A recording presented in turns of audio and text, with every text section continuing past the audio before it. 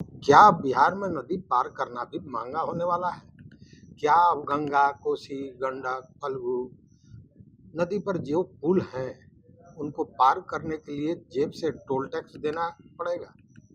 और सबसे बड़ा सवाल कि क्या बिहार सरकार बालू के बाद अब पुलों को भी कमाई का नया जरिया बनाने जा रही है? नमस्कार मित्रों, मैं हूं राकेश कुमार, आप देख रहे हैं मत अभिमान। और आज हम आपको बताएंगे बिहार सरकार की उस नई टोल नीति की पूरी कहानी, जो आने वाले समय में लाखों लोगों की रोजमर्रा की जिंदगी बदल सकती है।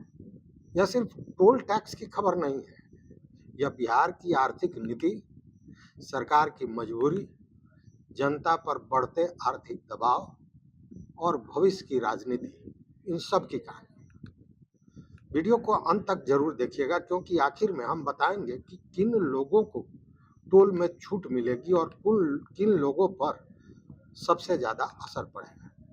मित्रों, बिहार सरकार ने एक बड़ा फैसला लिया है। राज्य सरकार अब उन पुलों पर टोल टैक्स लगाने की तैयारी कर रही है जो 250 मीटर से ज्यादा लंबे हैं। यह नियम केवल राष्ट्रीय राजमार्गों पर नहीं, बल्कि राज्य सरकार के अधीन आने वाले स्टेट हाईवे और बड़े पुलों पर भी लागू किया जाएगा। इसके लिए राज्य मंत्रिमंडल ने बिहार पथ उपयोगकर्ता शुल्क, जो दरों का निर्धारण और संग्रहण करता है, उसका नियमावली बनाया है और उसको मंजूरी दे दी है।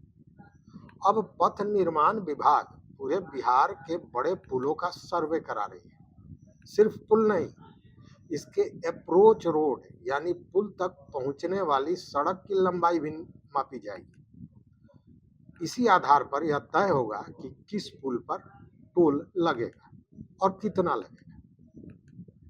पथ निर्माण विभाग के अनुसार बिहार में ऐसे लगभग 94 बड़े पुलों को इस नीति के दायरे में लाया जा सकता है। सबसे ज्यादा बड़े पुल हैं गया, पटना, दरभंगा, पश्चिम चंपारण, पूर्वी चंपारण, किशनगंज, भागलपुर और मुजफ्फरपुर। इनमें कई ऐसे पुल हैं जिनसे प्रतिदिन हजारों वाहन गुजरते हैं, जैसे कच्ची दरगाह बिदुरपुर पुल, या फिर बख्तियारपुर ताजपुर पुल, आरा छपरा पुल, बलुआहा घाट पुल जो है वो, गया का फाल्गो नदी पुल और कई अन्य महत्वपूर्ण पुल हैं। हालांकि अभी अंतिम सूची जारी नहीं हुई। सर्वे के बाद ही तय होगा कि किन पुलों पर टोल लगने वाला है। सरकारी नियम के अनुसार मित्रों, छोटे वाहनों के लिए शुरुआती दर ₹1.25 प्रति किलोमीटर रखी गई है, लेकिन असल राशि हर पुल की लंबाई और अप्रोच रोड कर जोड़कर तय होगी। यानी हर पुल का टोल अलग हो सकता है। यदि कोई वाहन रोजाना उसी रास्ते से गुजरता है तो सरकार वार्षिक पास भी देने की तैयारी कर रही है। अब मित्रों, असली सवाल कि क्या बिहार सरकार अचानक टोल क्यों लगाने लगी? सरकार का तर्क है कि सड़क और पुल बनाना आसान है, लेकिन उसका रख रखाव बेहद महंगा है। हर साल करोड़ों रुपए सिर्फ मरम्मत में खर्च होते हैं। दूसरी तरफ राज्य की आय सीमित है।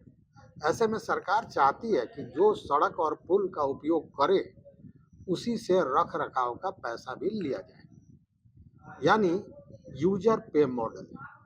यही मॉडल महाराष्ट्र, गुजरात, उत्तर प्रदेश, मध्य प्रदेश और कर्नाटक जैसे राज्यों में लागू होते हैं, लेकिन बिहार में यह पहली बार बड़े पैमाने पर लागू होने जा रहा है। यहीं से बहस शुरू होती है मित्रों। कई लोग पूछ रहे हैं कि क्या यह सिर्फ सड़क सुधार की योजना है या फिर सरकार का नया राजस्व मॉडल।